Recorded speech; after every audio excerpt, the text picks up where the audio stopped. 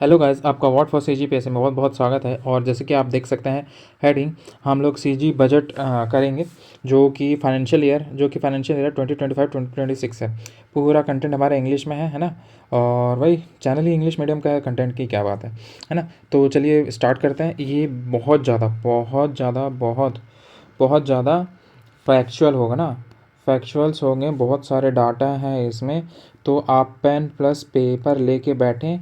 मैं जो बोल रहा हूँ, जो मैं बोल रहा हूँ उसको आप नोट डाउन करके ज़रूर रखें।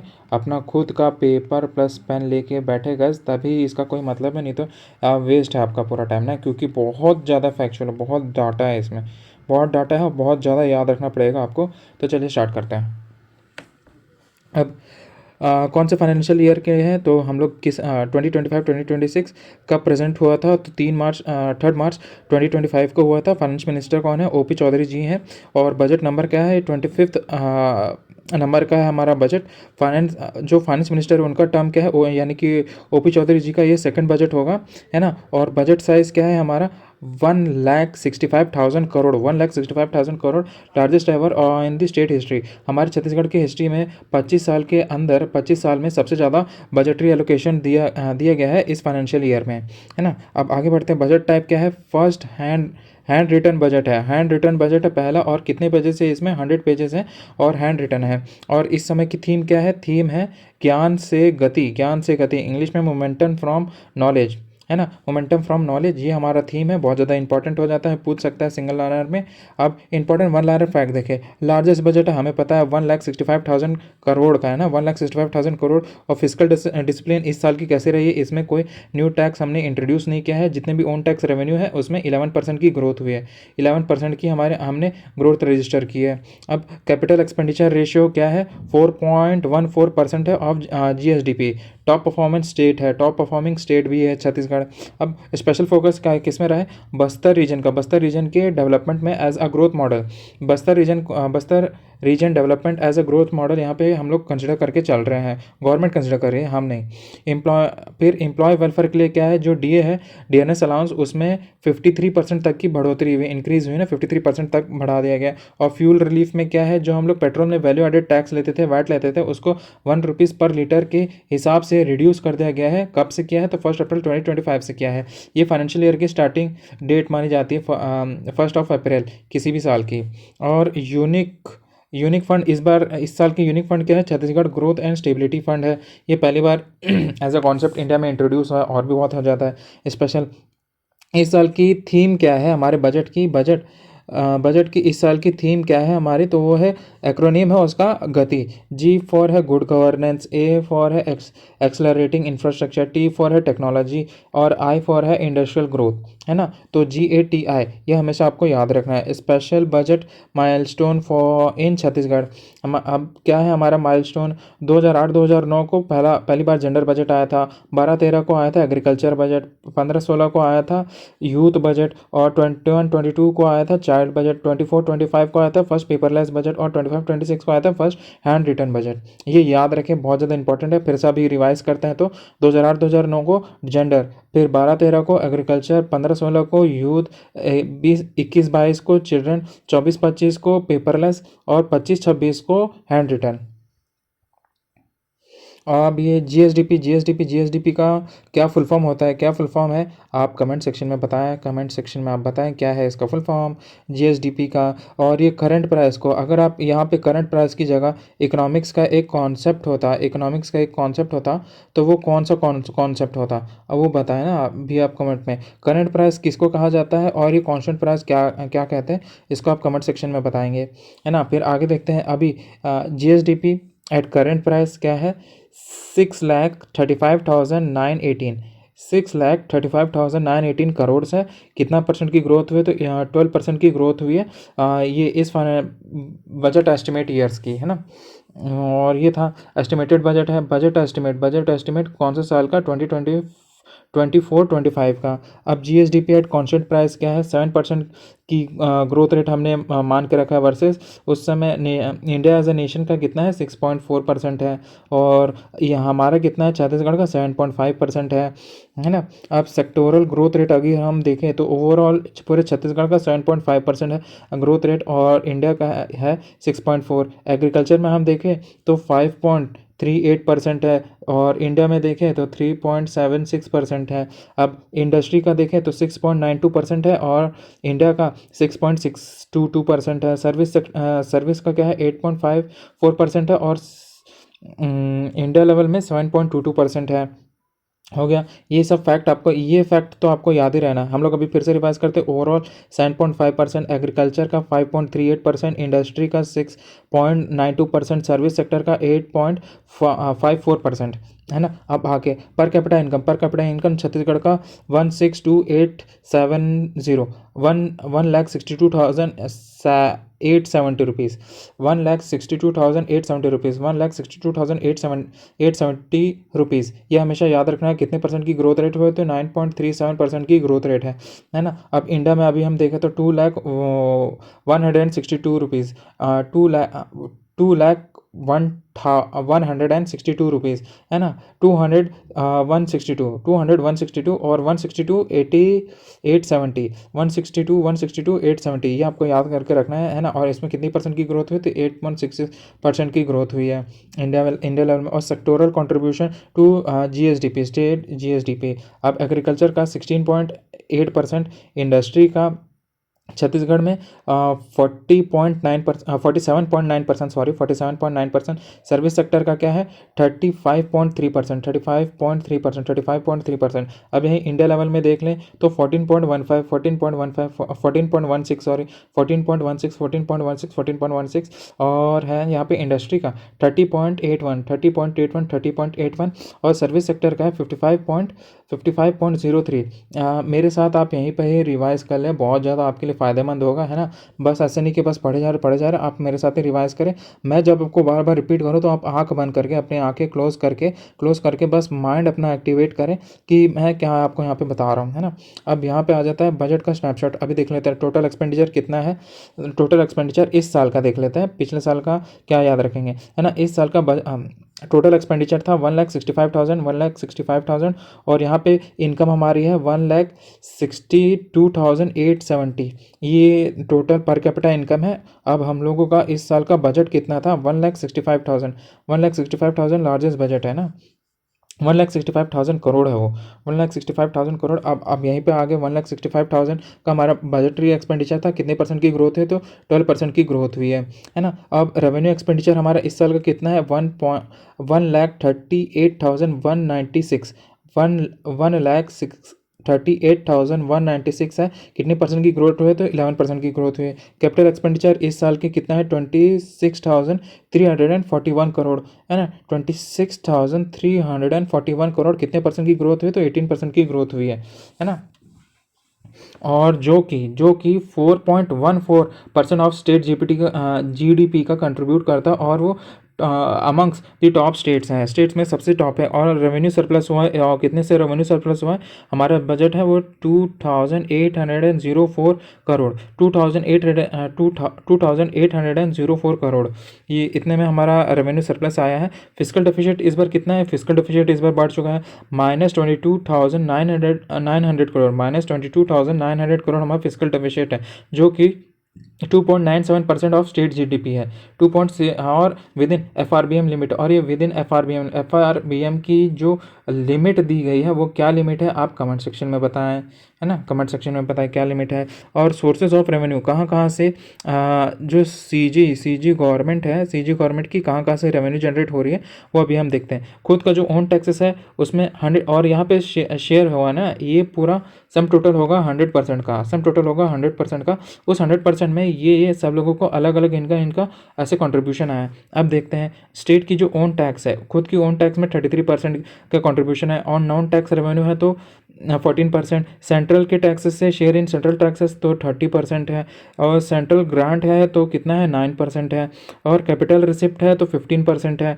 और ओन रेवेन्यू ग्रोथ है प्रोजेक्टेड, उन्होंने क्या प्रोजेक्ट किया, तो 11% की ग्रोथ होगी अगर कोई टैक्स भी नहीं इंट्रोड्यूस नहीं करते हैं, 11% की ग्रोथ।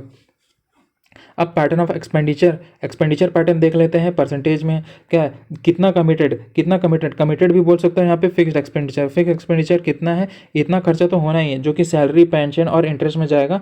तो 100% का 100%, या तो 100% इसको समझने के लिए ले लो, या तो आप सीधा ये सोच सकते हो 100 रुपीज़, 100 रुपीज़ भी आप सोचा जा सकता है। अब इसमें क्या होगा, 100 रुपीज़ में 100 रुपीज़ या 100% में जो कमिटेड या तो फिक्स एक्सपेंडिचर होना ही है वो 34% है। और सब्सिडी और ग्रांट्स, सब्सिडी और ग्रांट्स यहाँ पे 40% है जो कि सबसे हाईएस्ट है ना, सब्सिडी और ग्रांट्स। और कैपिटल इन्वेस्टमेंट कितना है, 16%, और अदर है 10%। गाइस अब देखिए, चलिए ठीक है, हम इसका इतने को ही अगर हम एनालाइज करें तो अब आप ये देखिए, इतना तो आपको खर्चा होना ही है, इतना आपको खर्चा होना है, और इतना एडिशनल खर्चा हो रहा है।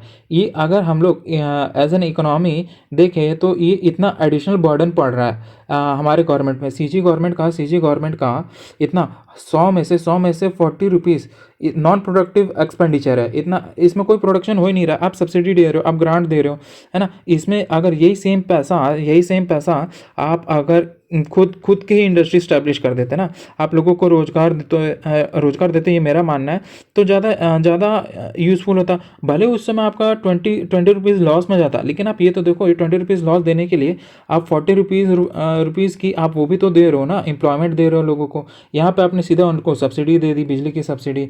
और तो इन सब से भी फ़ायदा होता है सब्सिडी में। अब आप देखो, इलेक्ट्रिसिटी अगर कोई एंटरप्राइज है, उसको 100 रुपीज़ उसने इलेक्ट्रिसिटी में दिया, अब वो 40 रुपीज़ उसको सब्सिडी में चला गया, लेकिन है ना, और उसने 60 रुपीज़ दिया, और यहाँ पे 40 रुपीज़ उसकी बचत होगी। बट मेरा क्या मानना है कि आप 100 रुपीज़ अगर का खर्चा आ रहा है, तो आप ऐसा एक्सपेंडिचर करो कि उसकी इनकम ही 140 रुपीज़ हो यहाँ पे, तो आपको 40 रुपीज़ उसकी खर्च करने की ज़रूरत नहीं है। यहाँ पे वो 100 रुपीज़, ये 140 में इसका वो एक्सपेंसेस कवर हो जाए, ये मेरा मानना है।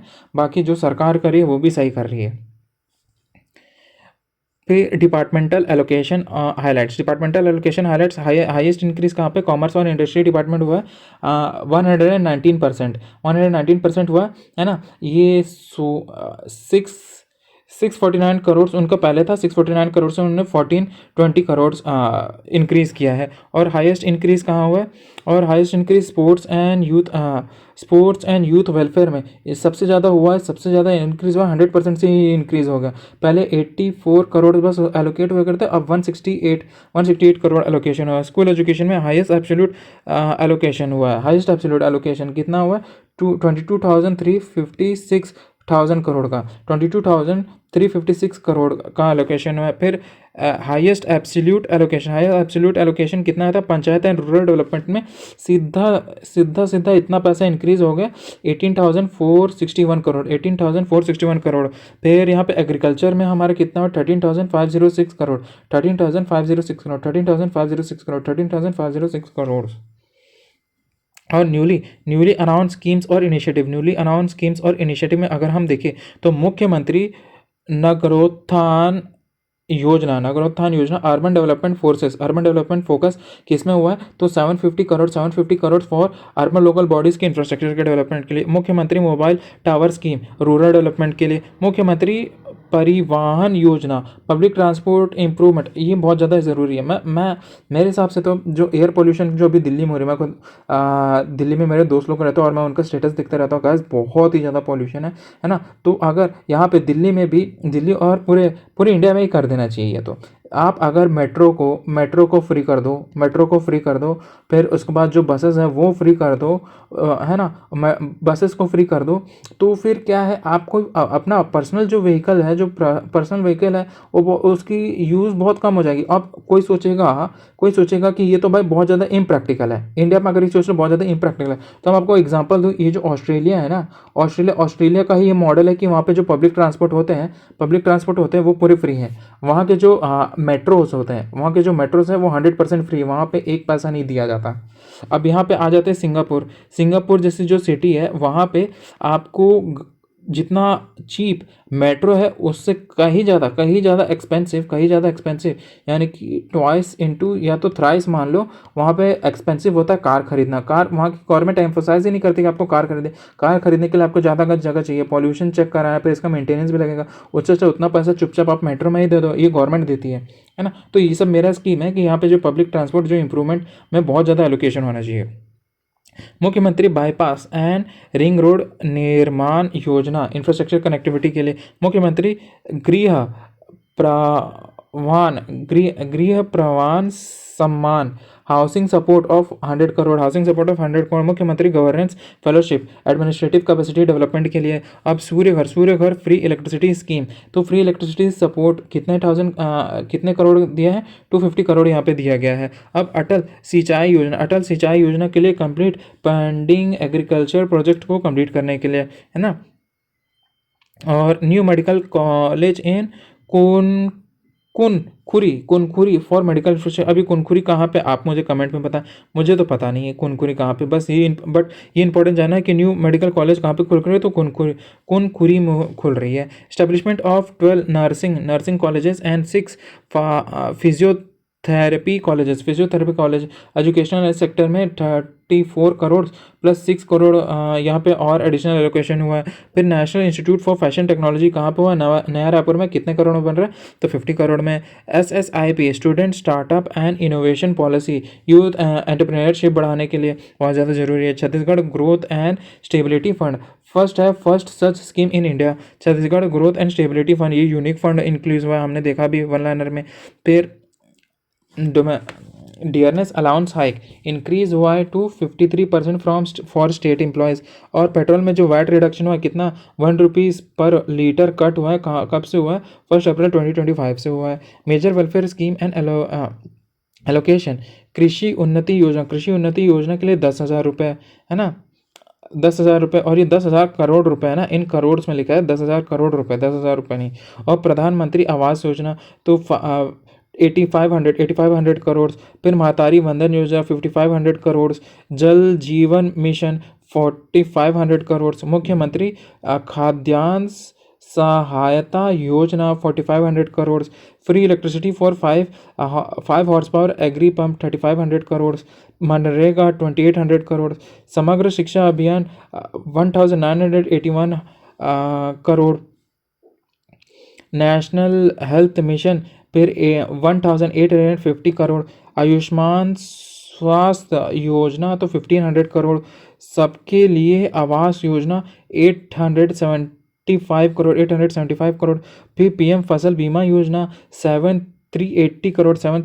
जनमन सड़क निर्माण योजना 500 करोड़। मुख्यमंत्री समग्र ग्रामीण योजना 200 करोड़।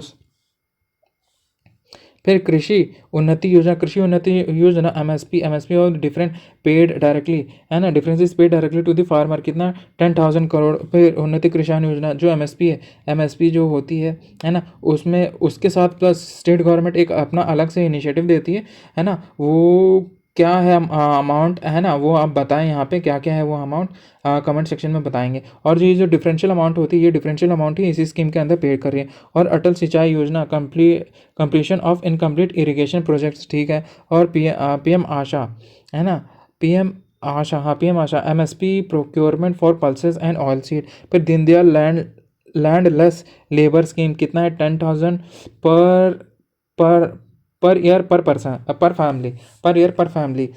कृषि कृषक समग्र कृषि समग्र विकास योजना for seed production and distribution, ठीक है। फिर तेंदू लीफ रेट क्या है, 5500 पर स्टैंडर्ड बैग। और तेंदू प्रोक्योरमेंट एलोकेशन कितना है, 204 करोड़। फिर चरण पादुका योजना 50 करोड़। चरण पादुका योजना क्या है स्कीम, आप कमेंट में बताएं, इंपॉर्टेंट स्कीम है। फिर राजमोनी देवी सोशल सिक्योरिटी 40 करोड़। अखर development scheme 2.5 crore. Bastar Olympic 5 crore. Assistance for Naxal affected district 220 crore. Extinction of facility to tribal areas 221 crore. प्रधानमंत्री जनजातीय उन्नति ग्राम अभियान योजना 50 करोड़। धरती अम्बा जनजाति ग्राम उत्कृष्ट अभियान 30 करोड़। ये वाला जो योजना है धरती अम्बा वाला, ये इसके क्या क्या प्रोविजंस हैं ये कमेंट में आप बताएं, क्या क्या प्रोविजंस है कमेंट में आप बताएं, है ना। और ऑयल पाम कल्टीवेशन के 25 करोड़। अब इंफ्रास्ट्रक्चर एंड न्यू इंस्टीट्यूशन जो करा इस्टेब्लिश हुआ है। अब ये national institute for fashion technology कहाँ पे, नया रायपुर में 50 करोड़ में बनेगा। फिर फार्मा पार्क कहाँ बनेगा, नया रायपुर में बनेगा। स्मार्ट इंडस्ट्रियल पार्क कहाँ बनेगा, जांजगीर चांपा में बनेगा। साइंस पार्क कहाँ बनेगा, सरगुजा है, बस्तर है, जसपुर है, रायगढ़ है और बलरामपुर में है। फिर एथेनॉल प्लांट कहाँ पे हो, मेज बेस्ड एथेनॉल प्लांट कौन सा, मेज बेस्ड कौन सा है, कोकोड़ी कोंडा, कोकोड़ी कोंडा। अब ये कोकोड़ी कोंडा कहाँ पे है भाई, ये कमेंट सेक्शन में बताएं। कोकोड़ी कोंडा कहाँ पे, आप कमेंट सेक्शन में बताएं। ट्राइबल फ्रीडम फाइटर म्यूजियम कहाँ है, नया रायपुर में है। बहुत ज़्यादा इंपॉर्टेंट है, इस बार बहुत ज़्यादा इसमें गवर्नमेंट काम कर रही है। अब रूरल नहीं sorry road development fund 2000 crore, first dedicated allocation since states formation. बहुत अच्छी बात है, रोड डेवलपमेंट फंड बहुत ज़्यादा इंपॉर्टेंट है ना। 2000 करोड़ इसके लिए। फिर प्रधानमंत्री ग्राम सड़क योजना 845 करोड़। मुख्यमंत्री ग्राम गौरव पथ योजना 100 करोड़। और मुख्यमंत्री सुगम सड़क योजना 34 करोड़। एयरपोर्ट डेवलपमेंट कहाँ का एयरपोर्ट, जगदलपुर हो गया, बिलासपुर हो गया और अंबिकापुर हो गया। कौन कौन से एयरपोर्ट है यहाँ पे, उनके नाम आप बताएं, है ना। और फिर establishment of new fire station and capacity augmentation कितना है, 44 crore. Strengthening of police station कितना है, 70 करोड़। फिर establishment of horticulture university 170 crore. फिर गवर्नेंस एंड डिजिटल, और इसमें Atal monitoring portal real time tracking for scheme implementation. फिर GeM portal for transparent government procurement, और Sugam app prevention of land frauds, और E Dharti scheme for digitalisation of land record 48 crore. CM excellence award recognition of outstanding civil servant. Integrated financial management information system IFMIS next gen financial management. अब e filing system क्या है, online file processing. और Khanij online 2.0 online mineral management system. Mukhyamantri helpline assisting of citizens, faceless and paperless registration, streamlining of the process, strengthening of anti corruption bureau, anti corruption measures. Mukhyamantri governance fellowship programme capacity building के लिए। अब dial 100 और 112 service 125 crore इसके allocate को है। फिर business intelligence units at commercial tax department कितना, 41 crore. State data centre कितना, 40 करोड़। इसमें मेरे हिसाब से 80 करोड़ से लेके 100 करोड़ के बीच में एलोकेशन होना चाहिए था। स्टेट डाटा सेंटर बहुत ज़्यादा इंपॉर्टेंट है आज के लिए। फिर digital crop survey 40 crore. Computerization of courts 37 crore, है ना। Operation and maintenance of crime and criminal tracking network, इसके लिए 50 करोड़। इसके लिए भी अराउंड 60 से 80 करोड़ इशू होना चाहिए था, बहुत ज़्यादा इंपॉर्टेंट है। Operation and management of crime and criminal tracking and networking system.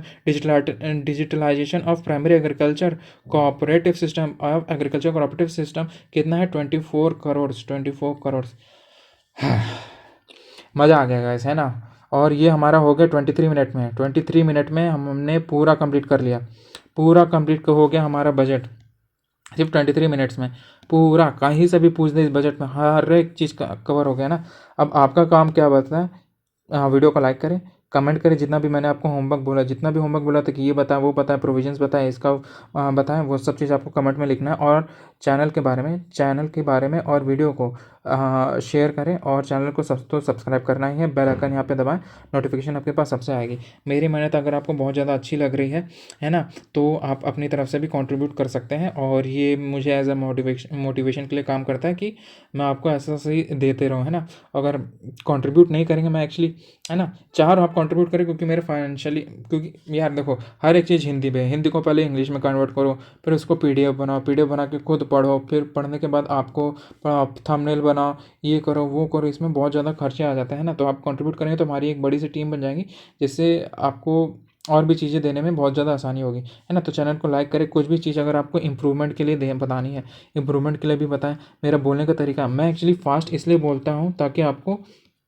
जल्दी चीज़ आ जाए, जल्दी ग्रास्पिंग पावर जो होती है ना, ग्रास्पिंग पावर जो होनी चाहिए आपकी, वो इंक्रीज़ हो। एआई जितना ज़्यादा हमारे पास आने लगा है ना, उतनी हमारी ब्रेन की कैपेसिटी डाउन होने लग रही है। ये ब्रेन की कैपेसिटी को बढ़ाने के लिए मैं कोशिश करता हूँ कि हम लोग थोड़ा चीज़ ज़्यादा फास्ट बोलें, हमारी कैपेसिटी बढ़े, है ना। हम लोग की एआई की डिपेंडेंसी कम हो, हमारी ब्रेन की कैपेसिटी ज़्यादा बढ़े, है ना। ज़्यादा बढ़ाते नहीं है। वीडियो यहीं पे ख़त्म करते हैं, पूरा बस हमने 23 मिनट में कंप्लीट कर दिया गाइस, हमारे वीडियो हो गया है ख़त्म। ये ज़रूर ये वाला आप चीज़ फॉलो करें, है ना। अच्छा लगा तो यहाँ पे भी कंट्रीब्यूट कर सकते हैं। तो चलिए गाइस, हम आपको दूसरे पार्ट में मिलेंगे। आप इकोनॉमिक सर्वे, इसका बचा है इकोनॉमिक सर्वे, हम फिर से करते हैं अभी आगे वाली वीडियो में।